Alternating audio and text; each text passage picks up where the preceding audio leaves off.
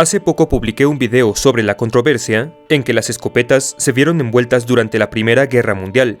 pues el gobierno alemán buscó prohibirlas, con base en las leyes internacionales de la guerra, debido a que supuestamente causaban sufrimiento innecesario.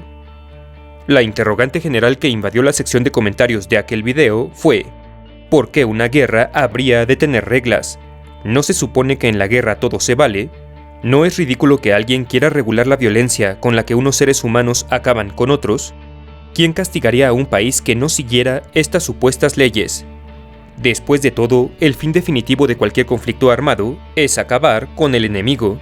Y para lograrlo, no importa qué herramientas se utilicen, pues un soldado abatido por un francotirador, al final está igual de muerto que uno caído por un arma química, ¿no es cierto? Bueno, estas son las complejas, pero muy válidas preguntas que responderemos en el video de hoy, mientras te explico cuáles son las leyes de la guerra, con qué propósito existen y qué les sucede a quienes no las respetan. Mi nombre es Carlos y estás en la armería. Comenzamos.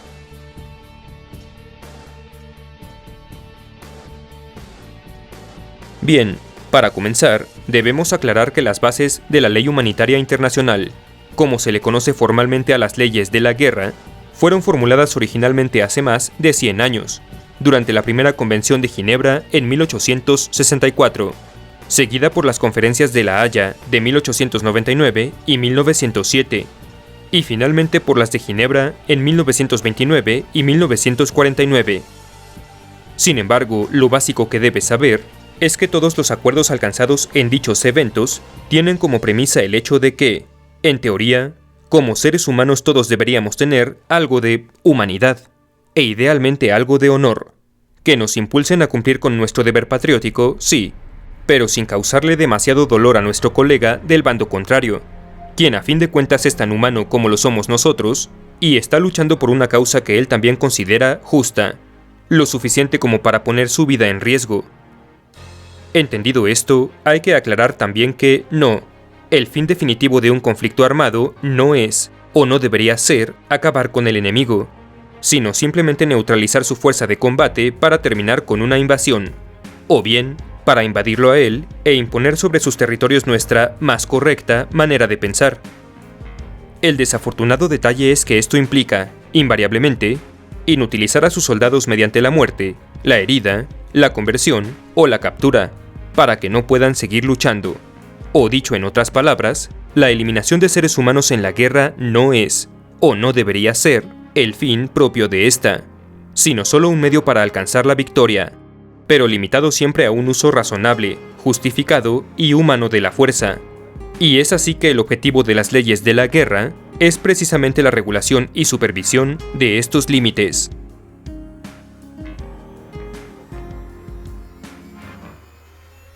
Habiendo ya establecido que la muerte en la guerra no debería ser más que un medio y un efecto colateral de una nación tratando de imponer su ideología sobre otra, o de conseguir una vasta cantidad de territorio y recursos,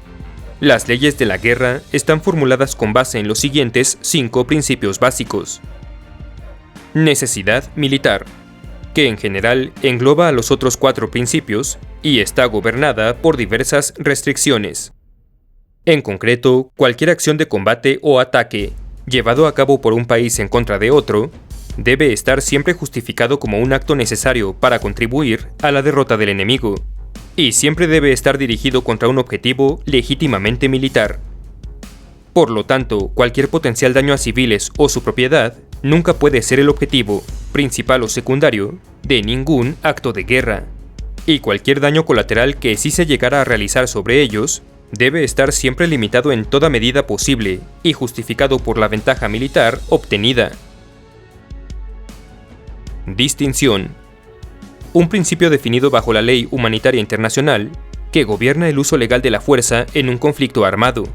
mediante el cual los beligerantes deben siempre distinguir entre combatientes enemigos y civiles. Las leyes modernas de la guerra también prohíben atacar a personal médico, ambulancias o buques hospital que porten una bandera de la Cruz Roja, de la Media Luna Roja, del Cristal Rojo o del Maguen David Adom, o cualquier otro emblema que simbolice al movimiento internacional de la Cruz Roja y la Media Luna Roja. También se prohíbe disparar a cualquier individuo o vehículo que porte una bandera blanca, pues esto indica un intento de rendición o un deseo de comunicación. En cualquier caso, y recíprocamente, las personas protegidas por estos símbolos deben mantenerse siempre neutrales y nunca involucrarse en actos de guerra. De hecho, apoyar a uno u otro bando en actividades militares mientras se porta un símbolo protegido es en sí mismo una violación de las leyes de la guerra, conocida como perfidia, una forma de engaño en la que una parte se compromete a actuar de buena fe con la intención de romper esa promesa una vez que el enemigo se haya expuesto ante ellos. Si cualquier médico u otro tipo de personal rompe este requerimiento, puede entonces perder su calidad de protegido por la ley bélica y convertirse a sí mismo en un objetivo legal y válido para el enemigo. Proporcionalidad. Un principio mediante el cual, como mencionamos en el apartado de necesidad militar, las fuerzas combatientes deben siempre asegurarse de que cualquier daño causado a civiles o a su propiedad no sea excesivo en relación al beneficio militar obtenido durante un ataque contra un objetivo militar legítimo. Sin embargo, ambos bandos beligerantes están restringidos por esta ley de guerra solo hasta el punto en que su cumplimiento no interfiera con el logro de sus metas militares legítimas. Por ejemplo, estos países están obligados a tomar todas las medidas necesarias para evitar dañar a civiles o su propiedad durante un combate, pero no se les considera culpables de un crimen de guerra si alguna de sus armas impacta accidentalmente contra propiedad civil. En contraste, cualquier combatiente que utilice a civiles o su propiedad como escudo o camuflaje sí estará considerado como un criminal de guerra, por daño deliberado a aquellos que deben ser protegidos. Humanidad. Este principio está basado en las restricciones de las convenciones de La Haya contra el uso de armas, proyectiles o materiales calculados para causar un nivel de herida o sufrimiento desproporcionado en relación con el beneficio militar de poner fuera de acción a un combatiente enemigo. En otras palabras, y dicho de una manera más sencilla, se prohíbe el uso de cualquier tipo de arma o munición que cause sufrimiento innecesario. Es gracias a este principio que dispositivos como las bombas de racimo, las municiones expansivas como las de punta hueca o blanda, las armas láser diseñadas para causar ceguera permanente, los fragmentos indetectables por rayos X y, por supuesto, las armas químicas y biológicas, están prohibidas en la guerra moderna, y cualquier nación que llegara a utilizarlas en combate o proveerlas a otro país envuelto en conflicto armado, será considerada culpable de un severo crimen de guerra. Honor. Un principio que demanda cierto nivel de justicia y respeto mutuo entre combatientes rivales. Los soldados partícipes de todo conflicto deben aceptar que su derecho a usar armas u otros medios para herirse los unos a los otros no es ilimitado. Deben evitar tomar ventaja de la adherencia del enemigo a las leyes bélicas mediante la falsa acusación de crímenes de guerra cometidos supuestamente por parte del adversario. Y sobre todo, deben reconocer que tanto ellos como sus rivales son miembros de una profesión en común que lucha no por hostilidad personal entre ellos, sino en representación de sus respectivos países. Por ejemplo, las leyes de la guerra moderna prohíben que se ataque a cualquier individuo que ha descendido en paracaídas desde un avión en peligro de estrellarse, sin importar sobre qué territorio se encuentre, y una vez en tierra se le debe otorgar una oportunidad para rendirse, pues ya habrá quedado fuera de combate y no representará mayor amenaza. Sin embargo, esta prohibición no aplica para tropas armadas, fuerzas especiales, comandos, espías, saboteadores, oficiales de enlace, ni agentes de inteligencia que estén siendo desplegados en paracaídas.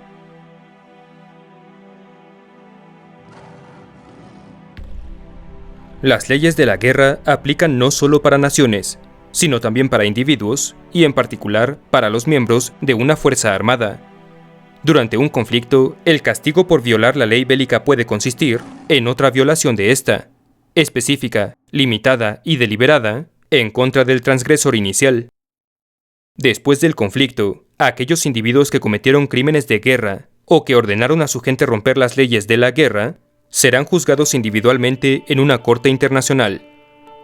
Así también, todas las naciones firmantes de las convenciones de Ginebra están obligadas a buscar, juzgar y castigar a cualquier miembro de sus fuerzas que haya cometido u ordenado transgresiones graves a la ley bélica.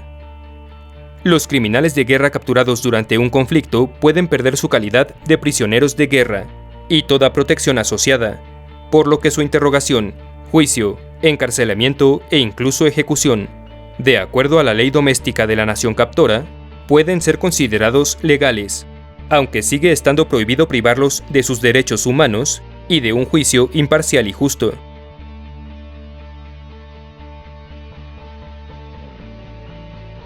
El uso en la guerra de combatientes miembros de un ejército privado sigue siendo hasta hoy en día un caso especial y bastante borroso en la legislación militar mundial,